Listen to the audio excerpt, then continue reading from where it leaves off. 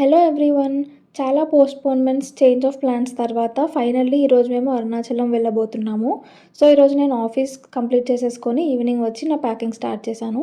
మా బస్ 9:15కి ఉంది షాద్‌నగర్ నుండి. కానీ డ్రైవర్‌కి ఫోన్ చేస్తే 11 అవుతుంది అన్నారు. సో, 11:00కి పికప్ పాయింట్‌కి వెళ్ళిపోయాము. బస్ వచ్చేసింది.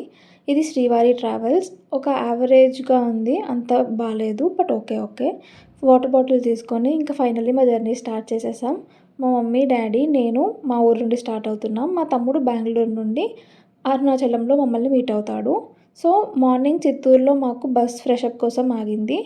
మేబీ నైట్ అంతా వర్షం పడడం వల్ల వెదర్ అంతా చాలా కూల్‌గా ఉండే. సో, విండోలో చూస్తూ అరౌండ్ 9:30 కల్లా మేము అరుణాచలం రీచ్ అయ్యాము. మా తమ్ముడు 4:00కే వచ్చేసాడు. సో, వాడక్కడ రూమ్ తీసుకొని చెక్ ఇన్ అయ్యి, ఫ్రెష్ అయ్యి రెడీగా ఉన్నాడు మా కోసం. మా బస్ తిరువన్నమలై బైపాస్ దగ్గర ఆపారు. అక్కడి నుండి మా రూమ్‌కి అరౌండ్ 6 కిలోమీటర్స్ ఉంది. సో, ఆటో తీసుకున్నాము. మా 3 మెంబర్స్‌కి 200 చార్జ్ చేశారు. వెళ్ళే దారిలో తిరువన్నమలై కొండ కనిపిస్తూ ఉంటుంది. చాలా బావుంటుంది వ్యూ. సో, మా హోటల్‌కి రీచ్ అయిపోయి ఫ్రెష్ అయిపోయాము. తర్వాత బ్రేక్‌ఫాస్ట్ చేశాము. యాక్చువల్‌గా దర్శనం మార్నింగ్ అనుకున్నాం. కానీ టైం సరిపోయేలా లేదు. క్లోజ్ టైం కల్లా మేము దర్శనం చేసుకోలేము. అందుకని చుట్టుపక్కల ఉన్న ప్లేసెస్ చూద్దామని అనుకున్నాము. ఫస్ట్ విరూపాక్ష కేవ్‌కి వెళ్ళాము. ఇదొక 2 కిలోమీటర్స్ ట్రెక్ ఉంటుంది. ఒక 1 కిలోమీటర్ ఊర్లో నుండి ఉంటుంది. 2 కిలోమీటర్స్ ఫారెస్ట్‌లో ఉంటుంది. అక్కడ వెళ్ళే దారిలో ఫస్ట్ మనకు కనిపించేది స్వామినారాయణ గారి మౌన ఆశ్రమం. ఇక్కడ తను మౌనవ్రతం చేస్తూ 17 ఏళ్ళు మెడిటేషన్ చేశాడంట. ఈ ప్లేస్ కూడా చాలా ప్రశాంతంగా ఉంది. మిడిల్ ఆఫ్ ద ఫారెస్ట్‌లో చాలా బావుంటుంది కూల్‌గా. ఆయన ఫుల్ నేమ్ మౌనగురు శివనారాయణ స్వామి. అతని ఫోటో కూడా ఉంటుంది లోపల తను నివసించే గుహలో. ఇక్కడ చుట్టూ మనకి మెడిటేషన్ చేసుకోవడానికి చాపలు కూడా పెడతారు. మనం కూర్చొని మెడిటేషన్ కూడా చేసుకోవచ్చు. 17 ఇయర్స్ ఇక్కడ తను ఉండడం అంటే చాలా గ్రేట్. ఈ ఆశ్రమం చుట్టూ చాలా రైటింగ్స్ అండ్ పెయింటింగ్స్ ఉంటాయి. నాకు ఈ పెయింటింగ్ ఎందుకో అట్రాక్టివ్‌గా అనిపించింది. కొండ చుట్టుపక్కల మొత్తం యానిమల్స్ ఉండి ఇక్కడ అరుణాచలేశ్వరుడు వాటిని ప్రొటెక్ట్ చేస్తున్నట్టుగా చాలా బాగా గీశారు. ఇక్కడ నుండి కొంచెం పైకి వెళ్తే మనకి విరూపాక్ష కేవ్ వస్తుంది. విరూపాక్ష కేవ్‌లో మనకి బయట రమణ మహర్షి గారి ఫోటోస్ ఉంటాయి.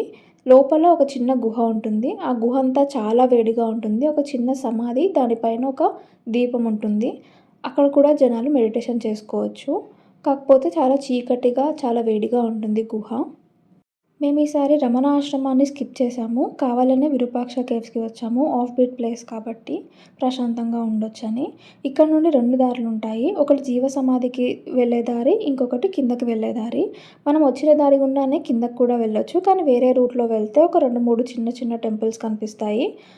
ఇక్కడ నుండి మనకి అరుణాచలం టెంపుల్ రాజగోపురం అండ్ టెంపుల్ వ్యూ కూడా కనిపిస్తుంది. సో, ఆ వ్యూ పాయింట్ చూసుకొని ఫస్ట్ ఉన్నమూలై అమ్మన్ టెంపుల్‌కి వచ్చాము. ఈ ప్లేస్ చాలా ప్రశాంతంగా ఉంది. చుట్టూ మొత్తం అడవి ఉంటుంది. కిందకి వెళ్తే ఊరు కనిపిస్తుంది. అండ్ ఈ టెంపుల్ దగ్గర కూడా మనం మెడిటేషన్ చేసుకోవచ్చు. ఫ్యామిలీతో వస్తే హ్యాపీగా లంచ్ కూడా ప్యాక్ చేసుకొనొచ్చి ఇక్కడే ఒక 3, 4 అవర్స్ కూడా స్టే చేయొచ్చు, ఉండొచ్చు. ఇక్కడ ఇప్పుడైతే ఇవి మెయింటెనెన్స్‌లో లేదు. ఇక్కడున్న చిన్న పాండ్ అవన్నీ. కానీ ఒకప్పుడు ఇక్కడ సాధువులొచ్చి మెడిటేషన్ చేసుకునేవాళ్ళంట ఇక్కడే ఉంటూ. సో, ఈ ప్లేస్ అయితే చాలా బావుంది. అమ్మవారి దర్శనం చేసుకొని ఇంకా కిందకి వెళ్ళాము. కిందకి వెళ్ళే దారిలో కూడా చిన్న చిన్న టెంపుల్స్ కనిపిస్తాయి. అరుణాచల యోగా పాయింట్ కూడా కనిపిస్తుంది. ఇక్కడ గుడిసెలైతే వాళ్ళు చాలా బాగా అలంకరించుకున్నారు. వెళ్ళే దారిలో అన్నీ మనకి ఇలా గుడిసెలు, ఇల్లులు కనిపిస్తాయి. తర్వాత వారాహి అమ్మవారి టెంపుల్ కూడా వచ్చింది దారిలో. ఇక్కడ కూడా కొంతసేపు కూర్చొని ఇంకా రిటర్న్ అయిపోయాము. బయట చాలా వేడిగా ఉండడం వల్ల మేము వేరే ప్లేసెస్ ఏమీ చూడలేదు. రూమ్‌లోనే రెస్ట్ తీసుకొని ఏ-టు-బి హోటల్‌కి వచ్చాము. ఇక్కడ ఒక 20-30 మినిట్స్ వెయిటింగ్ ఉంటుంది. తర్వాత మాకొక టేబుల్ అసైన్ చేశారు. మేము వెజ్ మీల్స్ ఆర్డర్ చేసుకున్నాము. నార్మల్ వెజ్ మీల్స్ 160 రూపీస్ ఉంటుంది. క్వాలిటీ అయితే బావుంటుంది. ఐటెమ్స్ కూడా మనం తినేలా ఉంటాయి. సజెస్టబుల్. సో, ఇందులోనే ఒక స్వీట్ షాప్ కూడా ఉంటుంది. మనం కావాలంటే పీస్ వైస్‌గా కూడా స్వీట్స్ తీసుకోవచ్చు. వేరే స్వీట్స్ అన్నీ నార్మల్‌గానే అనిపిచ్చాయి. సో, మేము 4 మెంబర్స్ కోసం చంద్రకళ స్వీట్ తీసుకున్నాము. టేస్ట్ అయితే చాలా బావుంది. ఇంకా రూమ్‌కి వచ్చి ఫ్రెష్ అయిపోయి దర్శనానికి స్టార్ట్ అయ్యాము. ఫస్ట్ భూతనారాయణ స్వామి దర్శనం చేసుకొని మెయిన్ టెంపుల్ దర్శనానికి వెళ్ళాలి. మేము టెంపుల్ గోపురం రీచ్ అయ్యే వరకి 5:00 అయింది. 50 రూపీస్ టికెట్ తీసుకోవడానికి 50 రూపీస్ లైన్‌లో నించున్నాము. ఫ్రీ దర్శనం ఉంటుంది. 50 రూపీస్ దర్శనం కూడా ఉంటుంది.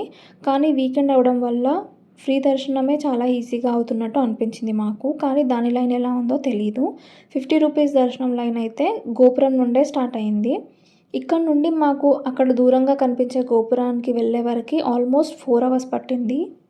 చూడండి రాజగోపురం ఎంత పెద్దగా ఉందో. ఫుల్లుగా మొత్తం శిల్పాలతో నిండుగా ఉంది. మనం తమిళనాడు టెంపుల్స్ అన్నిట్లో ఇలాంటి గ్రాండ్ గోపురాలు చూడొచ్చు అన్ని టెంపుల్స్‌లో. సో, ఇలా టెంపుల్ ఆర్కిటెక్చర్ అంతా అబ్జర్వ్ చేస్తూ లైన్‌లో నించున్నాము. మాకు టోటల్‌గా 4 కంపార్ట్మెంట్స్ వచ్చాయి లోపలికి వెళ్ళే వరకి. ఇవన్నీ దాటుకొని వెళ్ళే వరకి 5-5.5 అవర్స్ పట్టింది. ఈ దారిలో మెయింటెనెన్స్ అయితే బాగాలేదు. సెక్యూరిటీ కూడా ఎవరు లేరు. సో, జనాలు మధ్య మధ్యలో దూరిపోతూ ఉండే. దాన్ని చూసి వెనకాలున్న వాళ్ళు అరవడం అలా అలా మా లైన్ సాగింది.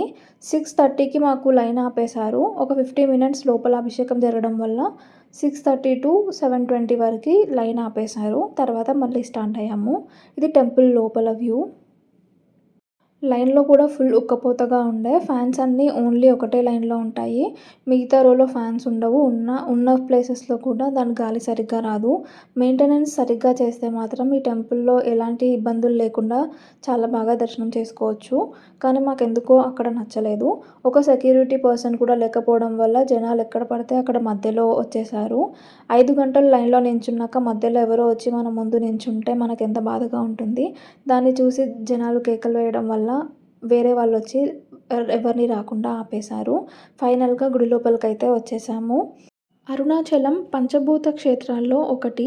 ఇక్కడ శివుడు అగ్నిలింగం రూపంలో ప్రతిష్ఠింపబడి ఉన్నాడు. అరుణాచలంలో అరుణ అంటే ఎర్రని అని అర్థం. అచలం అంటే కొండ. ఎర్రని కొండ అని దీని అర్థం. ఇక్కడ మాకు ఆపోజిట్‌లో ఫ్రీ దర్శనం లైన్‌ని కలిపారు.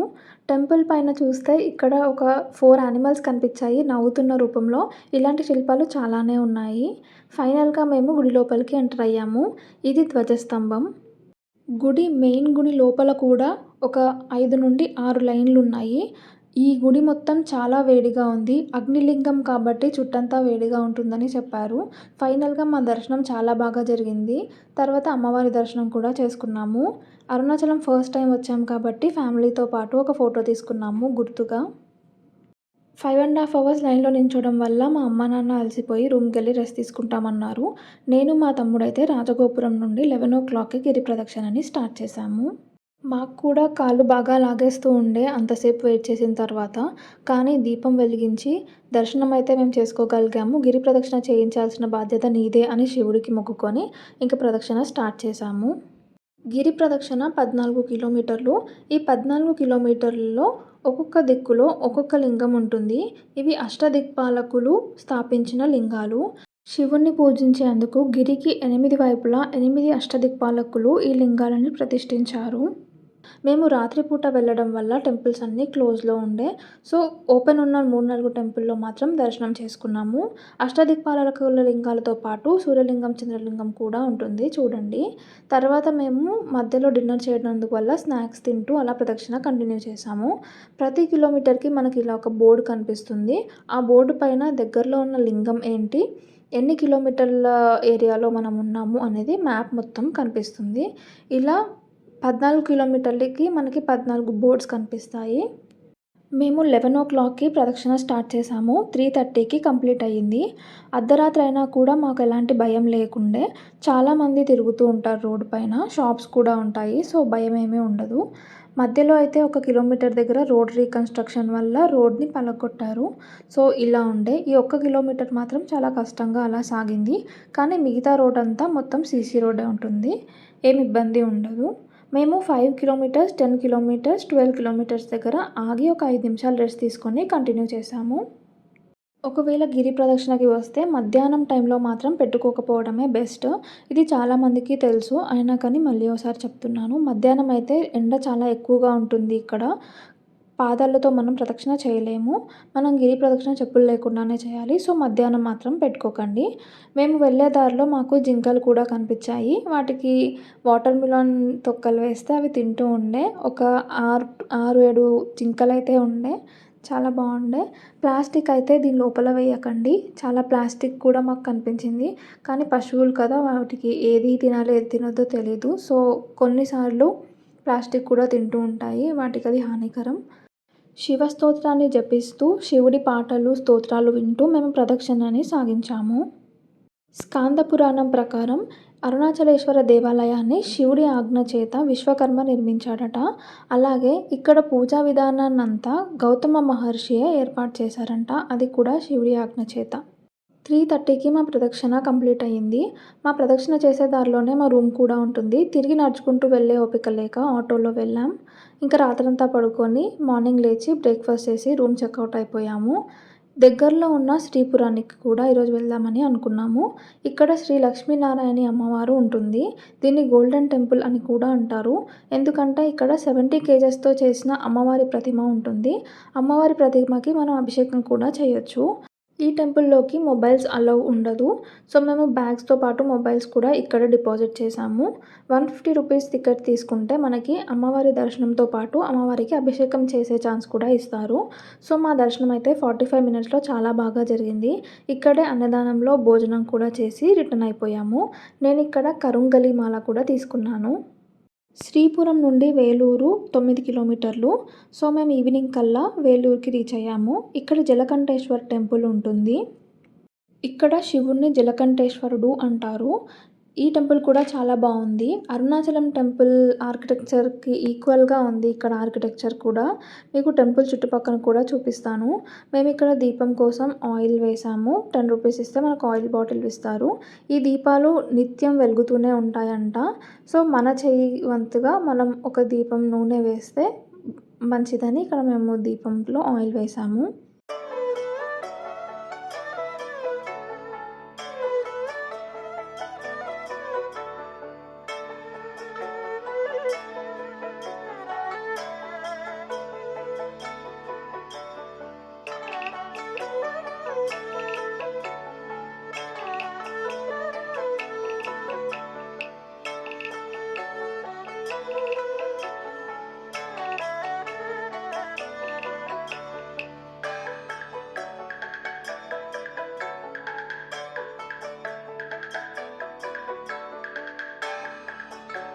ఈ గుడి ఆర్కిటెక్చర్ కూడా చాలా బావుంది.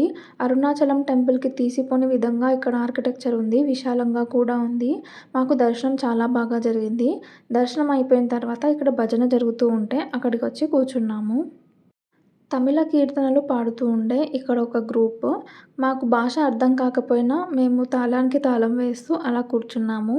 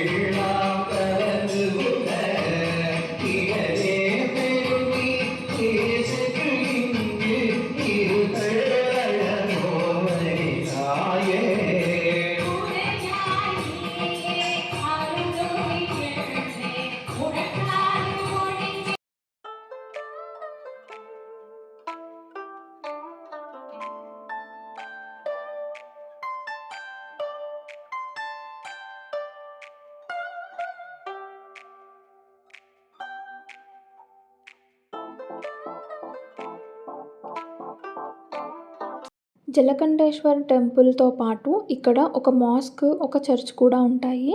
ఇవన్నీ వేలూరు ఫోర్ట్ కిందకి వస్తాయి. టెంపుల్ చూపిస్తూ వేలూరు ఫోర్ట్ హిస్టరీ చెప్తాను. ఈ వేలూరు ఫోర్ట్‌ని విజయనగర రాజైన శివరాయ కట్టించారు. తర్వాత ఇది బీజాపూర్ సుల్తాన్స్, మరాఠాస్ చేతికి వెళ్ళింది. అక్కడి నుండి హైదరాబాద్ నవాబ్ చేతికి వెళ్ళింది. తర్వాత బ్రిటిషర్స్ దీన్ని కంట్రోల్‌లోకి తీసుకున్నారు. మనకు ఫ్రీడమ్ వచ్చిన తర్వాత ఆర్కియలాజికల్ సర్వే ఆఫ్ ఇండియా దీన్ని కంట్రోల్‌లోకి తీసుకొని మెయింటైన్ చేస్తున్నారు. ఇండియాలో జరిగిన సిపాయి ముట్ని 1857లో జరిగితే దానికన్నా ముందే వేలూరు ముట్ని ఇక్కడ ఈ వేలూరు ఫోర్ట్‌లో జరిగింది. దీనితో పాటు యాచమనాయుడు, జగ్గయ్యరాయ అనే ఇద్దరు రాజులకి మధ్యలో జరిగిన తోపూర్ యుద్ధం కూడా ఈ వేలూరు ఫోర్ట్‌లోనే జరిగింది. ఇక్కడే టిప్పు సుల్తాన్ అండ్ వాళ్ళ ఫ్యామిలీని కూడా అరెస్ట్ చేసి జైల్లో పెట్టారంట. ఈ కోట చాలా ప్రొటెక్టెడ్‌గా ఉంటుంది. ఫస్ట్ అయితే దీని చుట్టూ 3 వైపులా వాటర్ ఉంటాయి. ఇది చాలా డెప్త్‌గా ఉంటుందంట. దీంట్లో ఒక కాలంలో 10,000 క్రొకొడైల్స్‌ని పెట్టేవాళ్ళంట. ఎవరైనా అటాక్ చేయడానికి వచ్చినా కూడా ఆ మొసళ్ళ చేతికి చిక్కి వాళ్ళెవరూ ఈ కోట దాటకపోయేవారు. ఈ వాటర్‌ని దాటుకొని వెళ్ళినా కూడా అక్కడ 2 గోడలుంటాయి. సో, ఈ గోడను దాటడం అంత సులువు కాదు. ఈవినింగ్ మేము డిన్నర్ చేయలేము. ఇక్కడే ఒక చిన్న పార్క్ కూడా ఉంటుంది. ఆ పార్క్‌లో కూర్చొని కొన్ని స్నాక్స్ తినేసి మా బస్సు పికప్ పాయింట్‌కి రీచ్ అయిపోయాము. మా బస్ 7:30కి రీచ్ అవుతుందని చెప్పి అరౌండ్ 10:30 చేశాడు. 10:30కి మేము వేలూరు నుండి స్టార్ట్ అయ్యి షాద్‌నగర్ రిటర్న్ అయిపోయాం.